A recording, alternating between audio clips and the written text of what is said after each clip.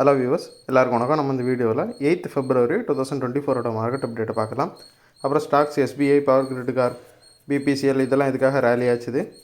Kotak Mahindra, ITC, Britannia இதெல்லாம் இதுக்காக விழுந்துச்சு. எஃப்எஸ்டிஎஸ் இவங்கெல்லாம் வந்து எவ்வளோ க்ரோர்ஸுக்கு ஸ்டாக்ஸை பை அண்ட் செல் பண்ணியிருக்கிறாங்க. அப்புறம் யூஎஸ் மார்க்கெட் வந்து இதுக்காக ஃப்ளாட்டாக க்ளோஸ் ஆச்சுது. கிரிப்டோ இதுக்காக ரேலி ஆச்சுது. க்ரூடு கரன்சி, கோல்டு இதோட ரேட்ஸ் எல்லாத்தையும் நம்ம இந்த வீடியோவில் பார்க்கலாம். ஃபர்ஸ்ட் வந்து மார்க்கெட் அப்டேட்டை பார்த்துடலாம். அதுக்கு முன்னாடி நீங்கள் இன்னும் இந்த சேனலை சப்ஸ்கிரைப் பண்ணாமல் இருந்தால் மறக்காமல் சப்ஸ்கிரைப் பண்ணுங்கள். அப்படியே இந்த பெல் ஐக்கானை கிளிக் பண்ணிங்கன்னா டெய்லி அப்டேட்ஸ் தவறாமல் கிடைக்கும். நிஃப்டி வந்து ஒரு 212 பாயிண்ட்ஸ் வந்து விழுந்துருந்துச்சு. சென்செக்ஸ் வந்து ஒரு 723 பாயிண்ட்ஸ் வந்து விழுந்துருந்துச்சு. நிஃப்டியும் சரி சென்செக்ஸும் சரி இன்றைக்கி வந்து ரேலி ஆகும்னு தான் மோஸ்ட்டாக எதிர்பார்த்துட்டு இருந்தாங்க. பட் வந்து எதிர்பாராத விதமாக மார்க்கெட் வந்து ஆப்போசிட் சைடில் நெகட்டிவாக க்ளோஸ் ஆகிருக்குது.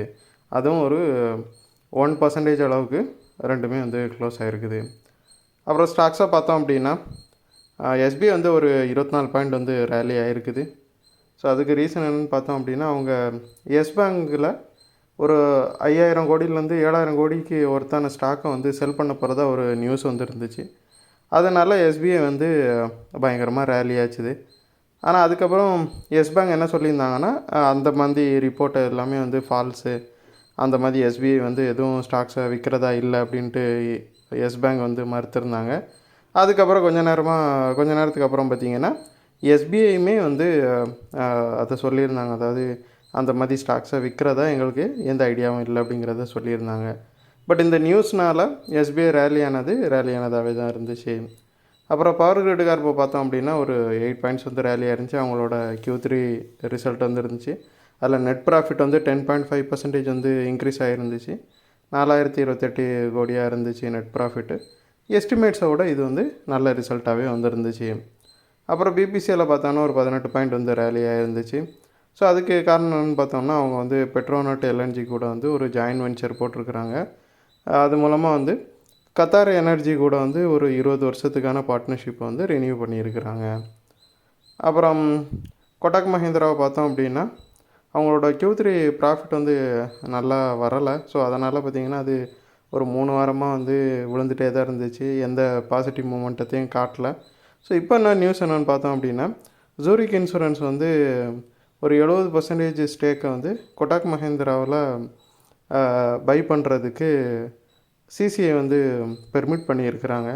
ஸோ இவங்க வந்து ஒரு 70% ஸ்டேக்கை வந்து கொடாக் மஹேந்திரா ஜென்ரல் இன்சூரன்ஸில் இன்க்ரீஸ் பண்ணதுக்கு கொடுக்கப்பட்ட இந்த பெர்மிஷனால் கொடாக் மஹேந்திரா பயங்கரமாக விழுந்துச்சு. அப்புறம் ஐடிசி பார்த்தோம் அப்படின்னா அது ஒரு 17 பாயிண்ட் வந்து விழுந்துருந்துச்சு. ஐடிசியோட மிகப்பெரிய ஸ்டேக் ஹோல்டரான பிஏடி, அதாவது பிரிட்டிஷ் அமெரிக்கன் டொபாக்கோங்கிற கம்பெனி வந்து அவங்க வந்து அவங்களோட ஸ்டேக்கை வந்து மொனடைஸ் பண்ண போகிறதா அவங்க சொல்லியிருக்கிறாங்க. அதாவது ஸ்டேக்ஸை வந்து விற்க போகிறதா சொல்லியிருக்கிறாங்க. அதுக்கான ஒர்க்கில் வந்து அவங்க போயிட்டுருக்கிறதா சொல்லியிருக்கிறாங்க. ஸோ அந்த நியூஸ்னால் பார்த்திங்கன்னா ஐடிசி சரிஞ்சிச்சு. அப்புறம் பிரிட்டானியாவை பார்த்தோம் அப்படின்னா ஒரு 202 பாயிண்ட் வந்து விழுந்திருக்குது. ஒரு 2 நாளைக்கு முன்னாடி அவங்களோட ப்ராஃபிட் வந்து அது Q3 ரிசல்ட்டு வந்துருந்துச்சு. அதில் அவங்களோட நெட் ப்ராஃபிட் வந்து 40% வந்து இயர் டு இயர் கம்பேர் பண்ணும்போது விழுந்துருந்துச்சு. ஸோ இதனால் பார்த்திங்கன்னா அது இன்னும் சரிஞ்சிக்கிட்டே இருக்குது. அப்புறம் எஃப்ஐஎஸ் பார்த்திங்கன்னா ஒரு 4933 கோடிக்கு வந்து செல் பண்ணியிருக்கிறாங்க.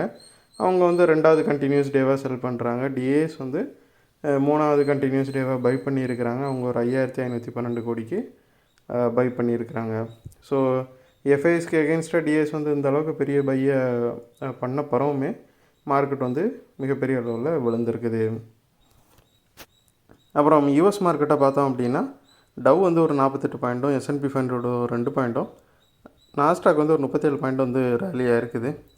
ஸோ யூஎஸ் மார்க்கெட் வந்து ஓரளவு ஃப்ளாட்டாக தான் க்ளோஸ் ஆச்சுது. ஸோ அதுக்கு காரணம் என்னென்னு பார்த்தோம் அப்படின்னா ட்ரெஷரி ஈல்டு வந்து கொஞ்சமாக ரைஸ் ஆகிருக்குது, டாலர் கொஞ்சமாக விழுந்திருக்குது. அது மட்டும் இல்லாமல் பாசிட்டிவ் சைடில் பார்த்தோம் அப்படின்னா S&P 500 வந்து 5000 அப்படிங்கிற மார்க்கை வந்து இன்றைக்கி இன்ட்ராடேயில் ரீச் பண்ணிடுச்சு. பட் அதுக்கப்புறம் கொஞ்சமாக விழுந்துச்சு. பட் 5000ங்கிற மார்க்கை ரீசெண்ட் டேஸில் அது வந்து ரீச் பண்ணிடுச்சு. அப்புறம் டிஸ்னியோட ரிசல்ட் வந்து இருந்துச்சு. அது வந்து எஸ்டிமேஷனோட ரொம்ப நல்ல ரிசல்ட்டாகவே இருந்துச்சு. அதனால் டிஸ்னி நல்லா ரேலி ஆச்சுது. அப்புறம் கிரிப்டோவை பார்த்தோம் அப்படின்னா பிட்காயின் வந்து ஒரு 970 பாயிண்ட்ஸ் வந்து ரேலி ஆச்சுது. எத்திரியம் வந்து அதே மாதிரி ஃப்ளாட்டாக தான் க்ளோஸ் ஆச்சுது. பினான்ஸ் வந்து ஒரு 12 பாயிண்ட் வந்து ரேலியாக இருந்துச்சு.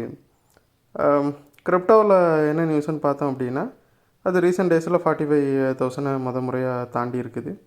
அது மட்டும் இல்லாமல் 78% ஆஃப் கிரிப்டோ இண்டஸ்ட்ரி வந்து பிட்காயின் இன்னும் 12 மாதத்தில் ஆல் டைம் ஹையை வந்து பிரேக் பண்ணி போயிடும். ஆல் டைம் ஹையை விட அதிகமான வேல்யூக்கு வந்து பிட்காயின் போயிடும் அப்படின்னு 78% நம்புகிறாங்க. இது ஒரு ஓட்டெடுப்பு மூலயமா அவங்க வந்து இந்த கருத்தை சொல்கிறாங்க.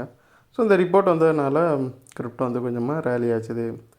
அப்புறம் க்ரூடு பார்த்திங்கன்னா க்ரூட் வந்து ஒரு $2.54 ஒரு பேரலுக்கு வந்து இன்க்ரீஸ் ஆகி 81.75 இருக்குது க்ரூடு. அப்புறம் கரன்சிஸ் பார்த்திங்கன்னா USD இந்தியன் ருபிக்கு எகென்ஸ்டாக ஸ்லைட்டாக விழுந்திருக்குது. 0.01 வந்து விழுந்திருக்குது. யூரோ பிரிட்டனோட பவுண்டு அதுவுமே கொஞ்சமாக இந்தியன் ருபிக்கு எகென்ஸ்டாக விழுந்திருக்குது. ஸோ ஓவராலாக இந்தியன் ருபி கொஞ்சமாக ஸ்ட்ராங்காக இருக்குது. அப்புறம் கோல்டை பார்த்தோம் அப்படின்னா அது ஓரளவு ஃப்ளாட்டாக தான் க்ளோஸ் ஆச்சுது. 2049 க்ளோஸ் ஆச்சுது. வெறும் 2 பாயிண்ட் மட்டும் விழுந்துருந்துச்சு. அந்த வீடியோவில் உங்களுக்கு கொடுத்த இன்ஃபர்மேஷன்ஸ் எல்லாம் கண்டிப்பாக ஹெல்ப்ஃபுல்லாக இருக்கும்னு நான் நம்புகிறேன். இது உங்களோட ஃப்யூச்சர் ட்ரேடிங் செஷனுக்கு கண்டிப்பாக ஹெல்ப் பண்ணும். இந்த வீடியோ உங்களுக்கு பிடிச்சிருந்துச்சின்னா லைக் பண்ணுங்கள், ஷேர் பண்ணுங்கள், மறக்காம சேனலுக்கு சப்ஸ்கிரைப் பண்ணுங்கள். அப்படி இந்த பெல் ஐக்கானை கிளிக் பண்ணிங்கன்னா டெய்லி அப்டேட்ஸ் தவறாமல் கிடைக்கும். நான் இன்னொரு வீடியோவில் உங்களை சந்திக்கிறேன். தேங்க்ஸ் ஃபார் வாட்சிங். Keep supporting. தேங்க்யூ.